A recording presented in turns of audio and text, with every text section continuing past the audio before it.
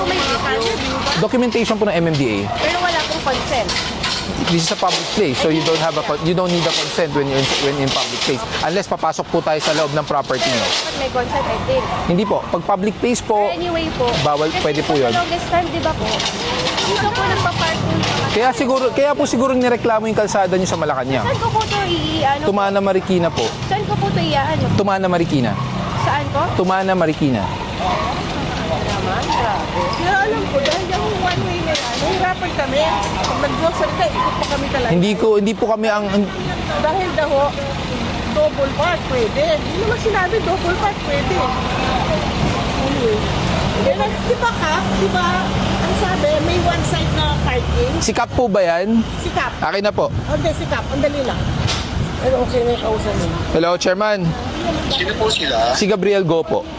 Ay sir, galing Oo. po dito yung tao ninyo. Correct. Kasi yung kanina po yan, ilang beses na po yan nare-reklamo dito o nagre-reklamo. Isang tao lang ang nagre-reklamo dyan and at the same time, paulit-ulit po yung ginawa.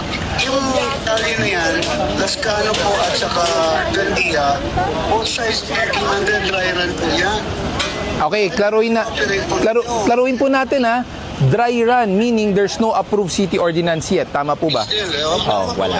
Tama po. Basta bibigyan. Ngayon, How long has the dry run been going, Chairman? Kasi po, yung complaint po nanggaling 8888, which is presidential complaint, and indicated po doon, last January 2026, there was an operation that was done here.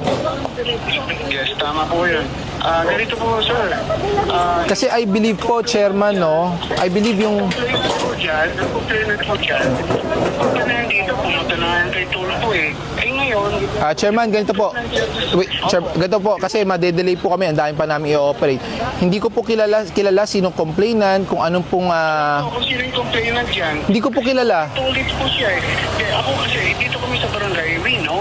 Pero Chairman, with all due respect po Kapitan, kung may complaint po yung residente nyo dito at tama naman po yung complaint nila, so I don't think naman na sinisingle out yung kalsada nyo kasi kung sinasabi nyo po wala pa pong approved city ordinance. Ang kinitira po ng MMDA, paligsahan lang eh.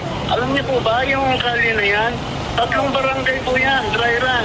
Eh sir, Tsaka Labing Handa. Chairman, kami naman po, we just act on what is indicated on the Malacanang complaint, which is the 8888 presidential complaint. Kung gusto nyo po, Every week po sir, may nagpo-complain sa amin, nakakatanggap kami ng complaint dyan. pero Chairman, tama naman po yung complainant kasi wala pang approved na city ordinance. Tama po ba? Wala pang city ordinance, pero under dry run po siya. Paano po natin iano yung... How long na po yung dry run? Siguro na mga 6 to 8 months. Oh, that's too long already. That's too long already, Chairman. Pasensya na po. Kasi ang... Nakasap na po kayo siguro ni Councilor Mari Rodriguez. Hindi po. Siya yung barangay chairman ng Laging Handa. So at the same time, siya ang nag-workout yan. Pero kami dito sa barangay, kawawa naman yun.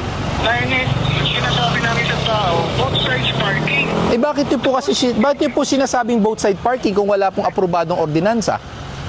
Kaya nga, dry run po sir eh. Pag sinabi dry run, in-experimental yun siya, di ba? How long is the dry run? A dry run there should be an indicated Pero time existing frame. siya, one side parking existing yun. Nasaan po yung ordinansa nyo?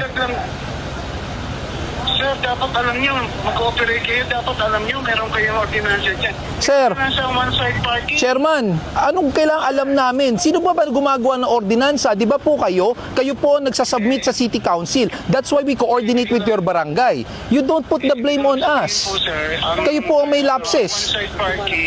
Ang one-side parking, so existing po yan. Nasaan nga yung ordinansa nyo? Bakit hindi pinakita ng kung sino man pong pumirma? Kasi ang one-side parking existing po yan. Kaya nga po, ang tanong ko, Chairman, Nag-coordinate na maayos din sa barangay. Ay. Hindi namin alam na darating pala kayo. anong hindi kami court na maayos? Pinirmahan. Sino po pumirma nun? Sisihin nyo po yung pumirma nun. Ba't hindi binigay ang ordinansa nyo? Boss, basahin nyo po yung coordination letter. Indicated po ng malinaw doon. Naka-indicate, any existing ordinances should be presented at the time of coordination. So lapses nyo po yun kung hindi po binasa ng kung sino man po pumirma.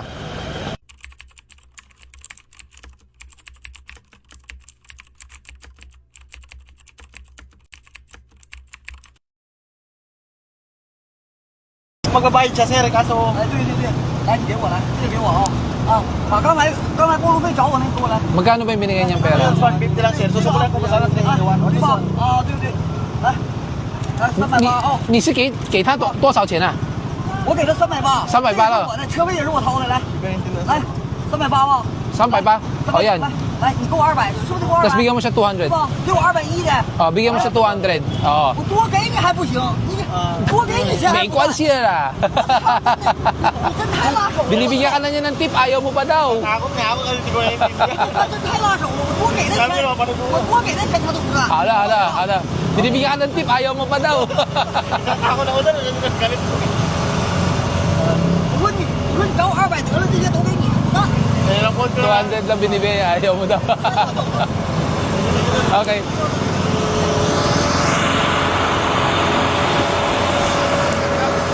Hindi, nagpatulong lang. Hindi niya maintindihan, Chinese kasi. Tanggalin mo ang helmet mo. Kanino ba yan?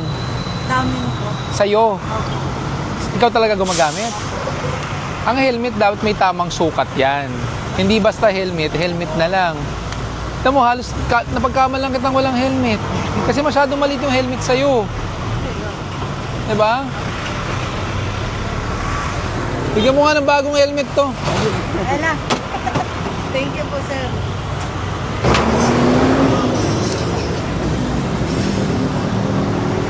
Ang helmet dapat shoot na shoot sa ulo. Hindi yung nagmumukhang cap. May tamang sukat dapat yan. Salamat po. May suggestion ako. Kasi ano to mas maluwag yan. Yan ang bigay mo sa misis mo. Yan ang bigay mo kay misis. Tapos ito sa'yo. Ayan, o diba?